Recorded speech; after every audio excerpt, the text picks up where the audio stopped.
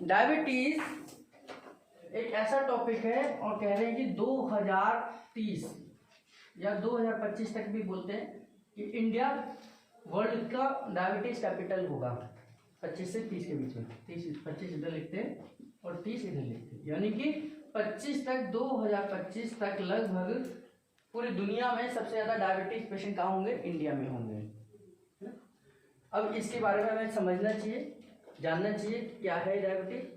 Diabetes को आपने बहुत बार सुना होगा, टाइप 1 और टाइप 2। इसको दो हिस्सों में डिवाइड कर लेते हैं। टाइप 1 डायबिटीज और टाइप 2 डायबिटीज। ठीक है। टाइप 1 डायबिटीज हम उनको कहते हैं, या टाइप 1 डायबिटीज के पेशेंट उनको बोलते हैं जिनको जन्मजात डायबिटीज है। जैसे बच्चा होगा या 2-3 साल के बाद ही हो जाती है, जैसे बच्चा होगा और 3 साल के बाद ही उसे डायबिटीज हो गई, या 2 साल के बाद ही हो गई, या जन्म के समय पर उसकी शुगर लेवल डाउन हो गई, तो इसको बोलते हैं टाइप 2। इसे बोलते हैं जुनाइल डायबिटीज। जुनाइल जस्टिस होता है ना, यानी कि बच्चों का कोट। तो बच्चों वाली डायबिटीज को, यानी कि बचपन से ही बाय बर्थ उनकी पैंक्रियास की सेल वीक हो जाती है किसी भी वजह से। ये हो सकता है कि माता पिता में से किसी को डायबिटीज है, तो उसकी वजह से उनको तो बाद में हुई, माता पिता को 40-50 साल के बाद हुई, लेकिन 40-50 का मतलब जब वो पेट में था तब माँ को डायबिटीज है, जब वो पेट में है तो माँ को डायबिटीज है, तो उस समय पर होने वाले बच्चे को टाइप 1 डायबिटीज होने के चांसेस हैं। ठीक, चांसेस हैं। तो टाइप 1 डायबिटीज यानी कि बाय बर्थ होने वाली डायबिटीज है, जो बच्चों को होने वाली डायबिटीज है, यानी कि चिल्ड्रंस को होती है। और टाइप 2 डायबिटीज जो बाद में आती है, 30 साल 35 साल तक कोई दिक्कत नहीं है किसी को, कभी डायबिटीज हुई भी नहीं, कभी उसने भी 35 साल तक उसने देखा, लेकिन ये होती है 30 से 35 साल के बाद में, यानी कि ये बाद में होने वाली डायबिटीज है। इसको बोलते हैं टाइप 2। समझ आ गया? क्लियर हो गया? टाइप 1 टाइप 2 में समझ आ गया। टाइप 1 यानी कि बच्चों से स्टार्टिंग होने वाली डायबिटीज, और टाइप 2 मतलब बाद में होने वाली, जवानी के बाद में होने वाली, है ना, 35 साल के बाद में। ये हो सकता है स्ट्रेस की वजह से हो, भाई आजकल बिजनेस में लॉस हो गया तो इसकी वजह से हो सकता है, डिप्रेशन में कोई व्यक्ति चला गया तो हो सकता है, रिलेशनशिप में कुछ गड़बड़ी हो गई तो हो सकता है ना। यानी कि ये कंडीशनल डायबिटीज है, बाद में हुई है, कुछ ना कुछ ऐसी घटनाएं घटी शरीर के साथ में, उस व्यक्ति के साथ में, कि उसे डायबिटीज हो गई, यानी कि जिसकी वजह से ऐसी कुछ घटनाएं घटी जो पैंक्रियाज ने काम करना बंद कर दिया, उसको बोलते हैं टाइप 2 डायबिटीज। अब इसमें भी अब दोनों कैटेगरी समझ आ गई, अब छोटा है या बड़ा है, डायबिटीज समझ आ गई। अब इसी को हम एक और टाइप में यूज करते हैं, insulin dependent diabetes, non insulin dependent diabetes. अब डायबिटीज तो होगी दोनों को हो गई कि शुगर लेवल दोनों का बढ़ा हुआ है। अब इन दोनों में से ही एक निकल कर आती है insulin dependent diabetes, insulin dependent diabetes, non insulin dependent diabetes, IDD और NIDD। IDD insulin dependent diabetes में इनका पैंक्रियाज बीटा सेल यानी कि इंसुलिन नहीं बनाता है, तो ये किस पर डिपेंडेंट हो जाते हैं? इंसुलिन पर डिपेंडेंट हो जाते हैं। इंसुलिन डिपेंडेंट डायबिटीज का ये भी हो सकता है, ये भी हो सकता है। अब टाइप 1 टाइप 2 तो क्लियर हो गया कि बच्चों से हुई है तो टाइप 1 है, बड़ों को हुई है तो टाइप 2 है। ठीक है। अगर अब दूसरी चीज कि बच्चों में अगर इंसुलिन का इंजेक्शन लग रहा है, बच्चों में या बड़े में इंसुलिन का इंजेक्शन लग रहा है, तो उसका मतलब ये हो गया कि इंसुलिन डिपेंडेंट डायबिटीज हो गई, यानी कि उनको इंसुलिन पर डिपेंड रहना पड़ रहा है, उनको इंसुलिन पर डिपेंडेंट रहना पड़ा है, और इस समय पर यानी कि पैंक्रियाज उनका इंसुलिन नहीं बना रहा है। ठीक है, ये भी हो सकता है, ये भी हो सकता है। एक नॉन इंसुलिन डिपेंडेंट डायबिटीज, यानी कि ये होती है नॉन इंसुलिन डिपेंडेंट डायबिटीज, इसमें हमें मेडिसिन दी जाती है, इसमें इंसुलिन नहीं देते हैं, इसमें क्या देते हैं? मेडिसिन देते हैं। यानी कि इनको इंसुलिन की जरूरत नहीं है, इंसुलिन बन रहा है, कम बन रहा है, रिसेप्टर्स काम नहीं कर रहे, रिसेप्टर्स ठीक से काम नहीं कर रहे, जिसकी वजह से ग्लूकोज लेवल बढ़ रहा है। तो उस समय तक हम क्या करते हैं? मेडिसिन से काम चलाते हैं। तो उस समय पर इंसुलिन थोड़ा बहुत काम कर रहा होगा, और रिसेप्टर्स को स्टिमुलेट करते हैं और ग्लूकोज को डाउन करते हैं। कई लोगों की मेडिसिन से कंट्रोल करते हैं, लेकिन मेडिसिन से जब कंट्रोल नहीं होती तो वो इंसुलिन देते हैं, ऐसा भी केस होता है ना। तो याद रखिए जब उसकी शुरुआत हुई, डायरेक्ट इंसुलिन पर बहुत कम आते हैं, जब डायरेक्ट इंसुलिन पर नहीं आते पेशेंट, पहले मेडिसिन पर जाते हैं। मेडिसिन जब ले रहा है तो यानी कि पैंक्रियाज इंसुलिन बना रहा है, इंसुलिन बना रहा है, इंसुलिन बन रहा है, ब्लड के अंदर जा रहा है और ग्लूकोज को लेकर घूम रहा है, कहाँ जाऊं कोई उसे मिल नहीं रहा, तो उस समय पर मेडिसिन देते हैं। लेकिन पैंक्रियाज ये देखता है ये मेरे इंसुलिन के बनाने से शुगर तो भी कंट्रोल नहीं हो रही, क्योंकि यहाँ पर रिसेप्टर्स काम नहीं कर रहे, तो पैंक्रियाज धीरे धीरे काम करना बंद कर देता है, क्योंकि इंसुलिन तो ब्लड के अंदर है ही है ऑलरेडी, लेकिन वो शुगर तब भी कंट्रोल नहीं है, तो धीरे धीरे पैंक्रियाज इंसुलिन को बनाना बंद कर देता है और उस समय पर पेशेंट मेडिसिन से डायरेक्ट इस पर चला जाएगा फिर, क्योंकि इंसुलिन पैंक्रियाज ने बंद कर दी बनाना। तो ये वाला पेशेंट इसमें कन्वर्ट हो सकता है, यानी कि मेडिसिन से जब कंट्रोल नहीं होती तो फिर उस समय पर हमें इंसुलिन लेनी पड़ती है। तो ये नॉन इंसुलिन डिपेंडेंट डायबिटीज वाला इंसुलिन पर डिपेंडेंट हो सकता है। ये भी हो सकता है कि इंसुलिन डिपेंडेंट डायबिटीज वाला पेशेंट उसने बाद में इंसुलिन लेना शुरू करा, अगर हम इसका प्रॉपर तरीके से ट्रीटमेंट शुरू करें, पैंक्रियाज से इंसुलिन बनवाना शुरू करें, तो ये इस पर भी आ सकता है, मेडिसिन पर भी आ सकता है।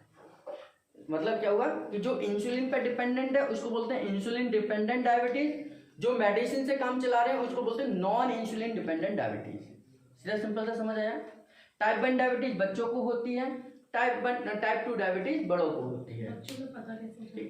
बच्चों में दोनों डायबिटीज में, चाहे बच्चों को चाहे बड़ों को, दोनों में पता चलेगा ग्लूकोज लेवल डाउन जा रहा है, उसका एनर्जी लेवल डाउन है, बहुत जल्दी थक जाता है, मसल्स वीक हो रहे हैं, किडनी में कुछ दिक्कत आ रही है, किडनी में शुगर की मात्रा आ रही है, जब यूरिन फिल्टर करेगा, यूरिन चेक कराएंगे तो शुगर लेवल बढ़ रहा है, आंखें बहुत जल्दी खराब होती हैं, बाल बहुत जल्दी खराब होते हैं, स्किन झड़ने शुरू हो जाती है, स्किन डिजीज आनी शुरू हो जाती है, इम्यूनिटी डाउन हो जाती है, बच्चे बार बार जल्दी जल्दी बीमार पड़ते हैं, उनको चोट लग जाए, बच्चे खेलते हैं, चोट लग जाए तो चोट एक आम बच्चों से ज़्यादा टाइम लेती है ठीक होने में, तो इस सिम्टम्स के आधार पर फिर चेक कराते हैं तो पता चलता है कि बच्चे को डायबिटीज है या नहीं है। तो ये पिक्चर क्लियर हुई? एक और शब्द आया insipidus diabetes, diabetes insipidus. Diabetes insipidus कोई डायबिटीज नहीं है, डायबिटीज इंसिपिडस कोई डायबिटीज नहीं है, इसको बोलते हैं इंसिपिडस डायबिटीज, आईडी, इसको शॉर्ट में बोलते हैं आईडी। तो इंसिपिडस डायबिटीज कोई डायबिटीज नहीं है, लेकिन इस पेशेंट को वो सारे सिम्टम्स होते हैं जो डायबिटीज वाले को होते हैं। जैसे मैंने कहा यहाँ वीकनेस, अब इसमें क्या होता है, इसमें इसको यूरिन बहुत आता है, इसमें इसको बार बार यूरिन आएगा, बार बार यूरिन आने से क्या है, अगर मुझे बार बार यूरिन आने लग जाए और मैं एक गिलास पानी पी रहा हूँ और 20 बार चला जाऊँ तो मेरे शरीर में वीकनेस आएगी, कमजोरी आएगी, नींद आएगी, सुस्ती होगी, मुझे काम करने का मन नहीं करेगा, मन करेगा कि लेटा रहूँ, ये सब होंगे ना। और यही सारे सिम्टम्स किसमें होते हैं, डायबिटीज में, यही सारे सिम्टम्स होते हैं, काम नहीं करना, वीकनेस आना, कमजोरी आना, थक जाना, बहुत जल्दी घबराहट हो जाना, क्योंकि मेरे को बार बार यूरिन जा रहा हूँ, तो यूरिन में मेरा पोटेशियम जा रहा है, कैल्शियम जा रहा है, सोडियम जा रहा है, तो वो मिनरल्स के लॉस होने की वजह से वो सिम्टम्स आते हैं। मेडिकल साइंस में गड़बड़ी ये है कि वो एक डिजीज का नाम कैसे रखते हैं, सिम्टम्स के आधार पर रखते हैं। मेडिकल साइंस में किसी भी बीमारी का नाम सिम्टम्स के आधार पर रखते हैं। जैसे अर्थराइटिस है, अर्थराइटिस एक बीमारी है कोई, है ना, तो उसमें रखेंगे अगर जोड़ों में दर्द हो रहा है, इन्फ्लामेशन हो रहा है, जोड़ मुड़ नहीं पा रहे हैं, कहीं कट की आवाज आ रही है, तो अर्थराइटिस हो गया। फीवर है, बुखार, टेम्परेचर हो रहा है, बुखार आ गया है, बॉडी में हीट हो रही है, काम नहीं कर रहा है, ये सारे सिम्टम्स के आधार पर बीमारी का नाम रखा जाता है। तो उन्होंने सिम्टम्स के आधार पर दोनों को डायबिटीज मान लिया, इसलिए ये एक्चुअल डायबिटीज है, ये नकली डायबिटीज है, इसको बोलते हैं इंसिपिडस डायबिटीज। केवल सिम्टम्स वो हैं जो शुगर वाले को होते हैं, लेकिन इनको शुगर कभी नहीं होगी, इनका शुगर लेवल जब भी चेक करेंगे नॉर्मल आएगा। बात समझिए, इनका शुगर लेवल जब भी हम चेक करेंगे, इंसिपिडस डायबिटीज वाले का शुगर लेवल ठीक आएगा, बीपी लो हो सकता है मिनरल्स की कमी की वजह से। तो इसलिए न्यूरोथेरेपी में इसको हम ठीक करते हैं 2 पैरा से। क्योंकि शुगर को रोकने वाला कौन सा हार्मोन है? एडीएच, एंटी डाययूरेटिक हार्मोन, मैंने कल बताया था। वैसोप्रेसिन, तो वैसोप्रेसिन नहीं बन रहा है, इस वजह से यूरिन बार बार आ रहा है, किडनी बार बार फिल्टर कर रही है यूरिन को, तो इस वजह से यहां पर इंसिपिडेंट डायबिटीज का हम इलाज करते हैं 2 पैरा से वैसोप्रेसिन बनाकर।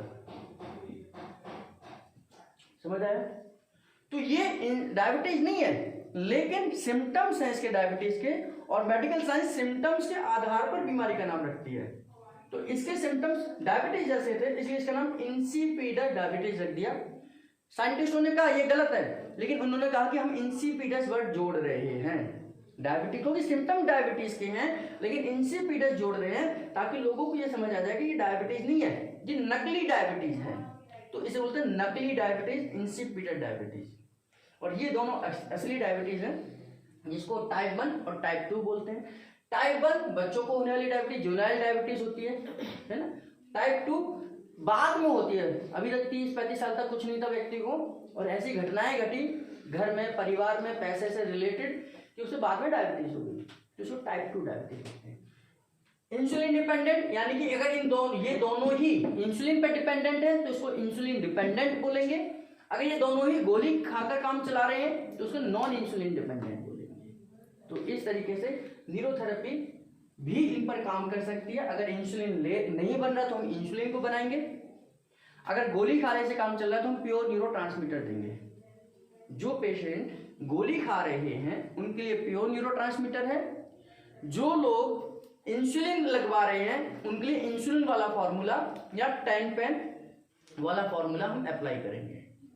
ठीक है, जो इंसिपिडेंट डायबिटीज के शिकार हैं उनको 2 पैरा एसिड ट्रीटमेंट, ए हेपरिन ट्रीटमेंट, उल्टा किडनी क्लियर फॉर्मूला हम देते हैं, यानी कि इसको रोकते हैं। तो ये डायबिटीज नहीं, डायबिटीज के सिम्टम्स है। तो इसके लिए अलग फार्मूला, इसके लिए अलग फार्मूला और इसके लिए अलग फार्मूला न्यूरोथेरेपी में लेते हैं।